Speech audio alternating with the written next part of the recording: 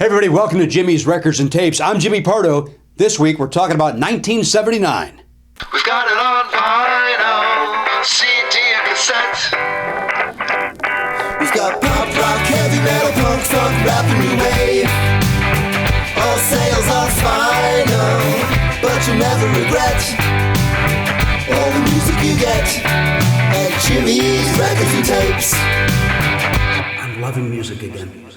Hey everybody, welcome in to Jimmy's Records and Tapes, the show, of course, where I take you on a musical journey on memory lane via my record collection and my life. This week, 1979. What was happening in the world? Let's talk about it. ESPN launched, right? I didn't know about it until about 5 years later because we didn't have cable because we were poor. It featured the debut of Trivial Pursuit, a game that we didn't have until much later because we were poor. There was the nuclear disaster of 3 Mile Island. But the world was obsessed with Bo Derek and the movie 10, which I'm 100% sure is okay. The movie's average, maybe at best. But at the time, that imagery of her running down the beach, posters, girls all got cornrows, nobody cared for that. They looked great on Bo, but what could your money get you in 1979? For 86 cents, get yourself a gallon of gasoline. You want to buy a house? $58,000 is all you need. And a Sony Walkman is only going to set you back $200. Now you can go buy them at a flea market for a nickel, or the guy will just throw it at you as you're walking by. They're worth nothing is my point. The biggest selling song of the year was My Sharona by The Knack. The best-selling album was Billy Joel's 52nd Street, which I found very interesting for this reason. Dig this.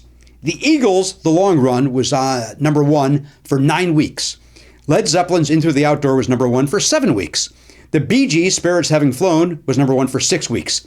Donna Summer's Bad Girls was number one for 6 weeks, as was Supertramp's Breakfast in America, and The Knack's Get The Knack was number one for 5 weeks. Billy Joel's 52nd Street was number one for 1 week, yet was the best-selling album of the year? How is that possible? Who did he pay off? I blame Billy Joel. He's the piano man. Sing him a song, he would hear. Rolling Stone's album of the year was David Bowie's Lodger, which I'm 100% sure spent 0 weeks at number one. But the album I'm going to talk about has already come up, is Get The Knack by The Knack. This is an album that the world went crazy for, at least here in the States we did. The news would do stories about it. Knack Fever, they called it. The album was released June 11th, produced by Mike Chapman. They were very much influenced by the Beatles. In fact, the front is an homage to Meet the Beatles, as is the title. And then the back is an homage to Hard Day's Night. So these guys love the Beatles, and it shows in their music, too. These are tight pop songs. This is in my top 5 albums of all time. I think it's flawless. My friends in the neighborhood where I grew up, some agreed, some very much did not agree. And War, which was a very popular button at the time, Knuke the Knack. They were sick of hearing about the Knack. They were sick of it. They were sick of 3 weeks of hearing about the Knack. So they would have these Knuke the Knack buttons. As I said, the critics hated this thing. In fact, the second best review I ever read, the first was for a band called GTR, and the review for that was just SHT. Which I don't know who wrote that review. I want to meet him one day, shake his hand, have him be confused as to why I'm shaking his hand, and we both go on with our lives. But he needs to know that I've held on to that. For the Knack, their songs are a little misogynistic, maybe a little sexist. And this reviewer said the Knack wrote and recorded a bunch of songs about them getting laid and then made millions from it. And I think that's an accurate, wonderful review. Sales were brisk for this thing. It went gold in just 13 days. That's less than 2 weeks. It went platinum in just 2 months. The point is, it was the very definition of selling like hotcakes. My stepfather had this album. I would listen to it nonstop. I brought it to dances at school, and we would dance to My Sharona, which is not an easy song to dance to. But what I remember most about this is that in the summer of 79, going into 8th grade, we would go to the pool. Paul and I would go to the pool.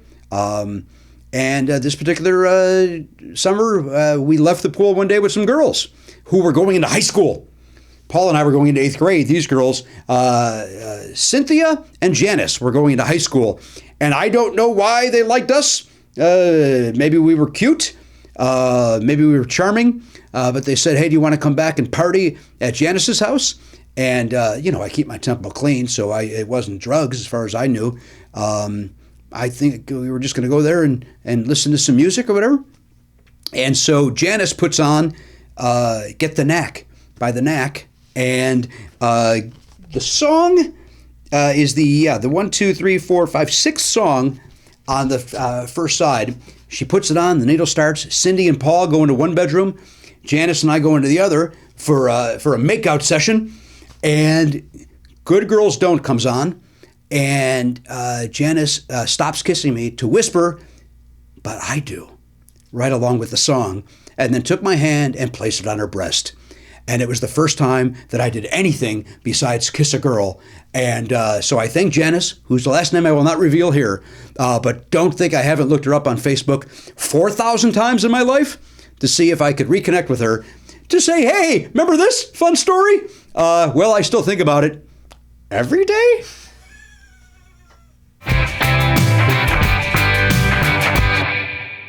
Hey everybody, this week's quick hit is a song by Chicago's own Off Broadway USA, and the song is Stay in Time. Off Broadway USA, we just called Off Broadway. I guess for legal reasons they had to say Off Broadway USA. There must have been an Off Broadway elsewhere, and they wanted to stick to that gorgeous name and just throw a USA at the tail end. Anyway, the song Stay in Time went to number 51 on the charts. However, in Chicago, WLS, WMET, and The Loop played the hell out of it, and it went to number 9 on WLS's weekly music chart. It is a great song, a great pop song that sadly didn't flop over to national success, but it's worth listening to if you like power pop. Off Broadway is terrific. They released 2 albums in 79, I believe, then 81. And then they broke up in 83, but they regrouped in the late 90s, and they still play out live in the Chicagoland area.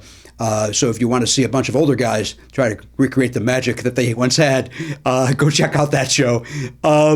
I love the song. I love the album. Off Broadway USA On is the album, but the song Stay in Time is included on my running shuffle. And it's always going to be a nice charge when that shows up.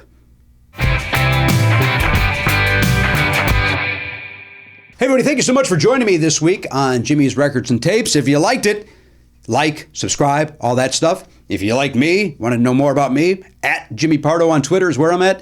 And of course, I host the award-winning podcast, Never Not Funny, which you can find on Spotify, Apple Podcasts, or wherever you download the stuff that you put into your ears. Until then, we'll see you next time right here on Jimmy's Records and Tapes. Record store's closed. Creepy wink. I don't like the wink.